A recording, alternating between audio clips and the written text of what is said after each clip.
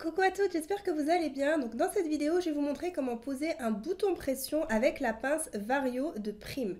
Donc si vous avez toujours eu du mal à en poser, restez avec moi, je vais vous donner toutes les infos pour que vous puissiez le faire très facilement. Et à la fin de la vidéo, je vais vous expliquer les différentes choses qu'il ne faut surtout pas oublier quand on pose ce genre de pression. Alors, pour celles qui ne me connaissent pas, moi c'est Mariam, je suis formatrice sur le site Modesty Couture, dont le but est de vous enseigner la couture à travers des cours en ligne disponibles 24 heures sur 24. Donc si votre rêve est d'apprendre à coudre facilement et sans bouger de chez vous, je vous laisse le lien sous cette vidéo. Alors, on va pouvoir passer au tuto. Donc, dans cette vidéo, je vais utiliser la pince Vario de Prime que vous pouvez retrouver sur beaucoup de sites en ligne. N'hésitez pas à aller voir également l'article qui accompagne cette vidéo sur notre blog où je vous mettrai différents liens pour pouvoir acheter le matériel nécessaire. Alors, je vais vous montrer la pose d'une pression résine. Donc, une pression résine, c'est une pression qui a un aspect un petit peu plastique. Donc, on en retrouve de toutes les couleurs et de différentes formes. Donc, elles peuvent être rondes, en forme d'étoile, en forme de cœur. Vous avez vraiment l'embarras du choix. Donc, de quoi est composée notre pression résine? Ça, c'est très important à comprendre. En fait, si vous voulez, la pression, elle a deux fois deux parties, donc au total 4 pièces. On a d'un côté la partie mâle de notre bouton, donc c'est avec la partie en fait qui va ressortir. Et on a de l'autre côté la partie femelle, donc avec une partie en fait qui rentre, si vous voulez, qui est plus creusée. Et on va avoir pour chacune de nos parties mâles et femelles une autre partie avec un petit picot en fait qui ressort, qui va nous permettre de fermer, si vous voulez, la pression. Donc quand on achète notre pince, elle n'a aucun embout en fait à ce niveau-là. Donc pour pouvoir poser une pression résine, il faut qu'on achète le jeu d'outils Color Snap qui peut être vendu avec la pince ou sans la pince. Donc ce jeu d'outils, il est composé de 3 pièces qu'on voit juste ici. Et on va venir les mettre en fait sur notre pince pour pouvoir poser ce genre de pression. Donc ça c'est vraiment spécifique aux pressions résine. Il faut obligatoirement avoir ce petit outil en plus. Alors, on prend notre pince et on va venir placer sur un côté de notre pince la petite partie blanche. Donc, vous voyez que là, on a un petit embout. Il suffit de le rentrer sur la pince, tout simplement. On entend un petit clip. Ensuite, on prend la deuxième partie. Et donc là, vous voyez qu'on a une partie transparente et une partie en métal. Donc, on va venir placer la partie transparente sur le plus petit bout de métal qui ressort. Là, vous voyez qu'on a une partie qui est moins large qu'ici. Donc, je vais venir rentrer ma partie en plastique à ce niveau-là. Ensuite, une fois que c'est fait, je vais pouvoir rentrer cette partie-là dans ma pince. Donc là, ma pince est prête pour pouvoir poser les boutons. Donc je vais prendre un morceau de tissu et ce que je vais faire, c'est que je vais venir faire un petit trou tout simplement avec un découvite. Ça marche très très bien. Donc je viens percer, c'est juste histoire de pouvoir rentrer en fait le petit picot qu'il y a là. Je vous montrerai à la fin une autre technique pour pouvoir percer. Ensuite, je prends ma partie avec le pic et je viens rentrer ça du côté de l'endroit de mon tissu. Donc j'ai la partie plate sur l'endroit de mon tissu et j'ai le petit pic qui ressort au niveau de l'envers de mon tissu. Ensuite, je viens prendre ma partie femelle et je vais venir placer cette partie-là sur la tête pointue qui ressort. Et il faut que la partie qui soit en fait creusée, comme on voit ici, soit face à nous et non pas face à l'envers du tissu. Donc maintenant que j'ai fait ça, je vais pouvoir prendre ma pince pour pouvoir fermer mon bouton.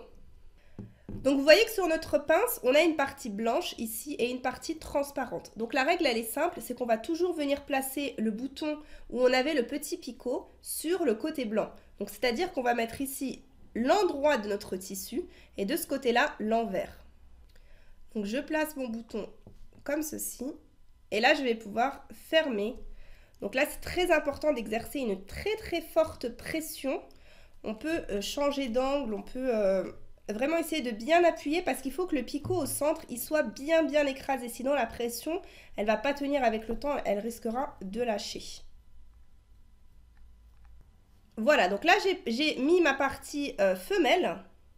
Et maintenant, je vais faire la même chose avec la partie mâle. Donc, c'est exactement le même principe. Je viens faire un petit trou avec le découvite. Je viens rentrer mon picot contre l'endroit de mon tissu. Je place ma partie mâle avec la partie qui ressort toujours face à moi. Ensuite, je prends ma pince, je place mon bouton sur le côté blanc, c'est-à-dire avec l'endroit du tissu sur la partie blanche, et je viens serrer très fort. Donc voilà, j'ai posé la partie mâle et maintenant c'est terminé. En fait, j'ai posé mon bouton pression, tout simplement. Vous voyez que c'est vraiment très facile. Donc maintenant qu'on a fait ça, je vais vous montrer comment faire en fait le petit trou que j'ai fait au début avec le découvite sur des tissus qui sont épais. Alors, au lieu d'utiliser le découvite, on peut utiliser tout simplement un poinçon. Ça a une pointe qui est un petit peu plus grosse, donc ce sera plus facile de venir faire un trou. Sinon, la pince est toujours vendue avec ce petit outil de perçage. Donc, il y a deux parties. Il y a une partie qui est un petit peu en cône et il y a une partie avec des formes. Donc, on a une partie plus petite que l'autre, c'est-à-dire qu'on va pouvoir faire un trou de 3 mm ou un trou de 4 mm. Donc, on va venir mettre ce jeu d'outils sur notre pince et pour ça, on doit se servir de ce petit outil qui est aussi en général fourni avec la pince pour pouvoir sortir le jeu qu'on avait mis pour la pose des boutons pression. Donc, c'est très simple. Vous prenez votre pince, vous prenez votre outil comme ça et vous allez venir le rentrer à l'intérieur. Et le but, c'est juste de venir exercer une pression pour faire ressortir notre outil.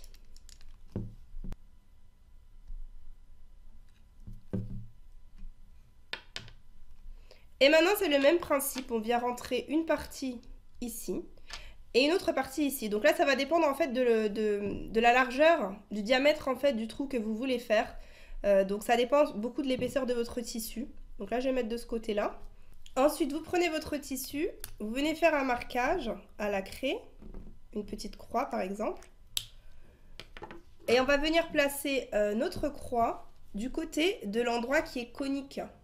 Ce sera plus facile pour avoir un trou qui sera précis. Et donc, vous venez comme ceci placer votre tissu au niveau de la croix et on appuie. Et là, on a un trou qui s'est fait. Donc, on va pouvoir, par exemple, mettre notre pression très facilement. Donc, ça, c'est vraiment bien pour des tissus qui sont assez épais. Alors maintenant que vous savez comment poser une pression résine, c'est important de savoir dans quel cas on va pouvoir en poser. Donc il faut savoir que les pressions résine, elles se posent sur des tissus qui ne sont pas élastiques. Donc on va éviter d'en mettre par exemple sur du jersey, comme c'est le cas ici, parce qu'en fait, si vous voulez, la pression ne va pas suivre l'élasticité de notre tissu et du coup ça va se déchirer. Alors la deuxième chose, c'est qu'on peut en mettre sur des tissus qui sont très épais, mais par contre, je vous conseille d'utiliser des pressions spéciales à tige longue, qu'on appelle aussi des pressions à longue pointe, parce qu'elles sont spécialement conçues pour les tissus épais. Alors avec la pince Vario, on peut poser des pressions résine aussi bien de la marque Prime que de la marque Cam, que de sous-marques entre guillemets qu'on va trouver par exemple sur Amazon, mais je vous invite quand même à utiliser des choses de qualité pour avoir une bonne solidité.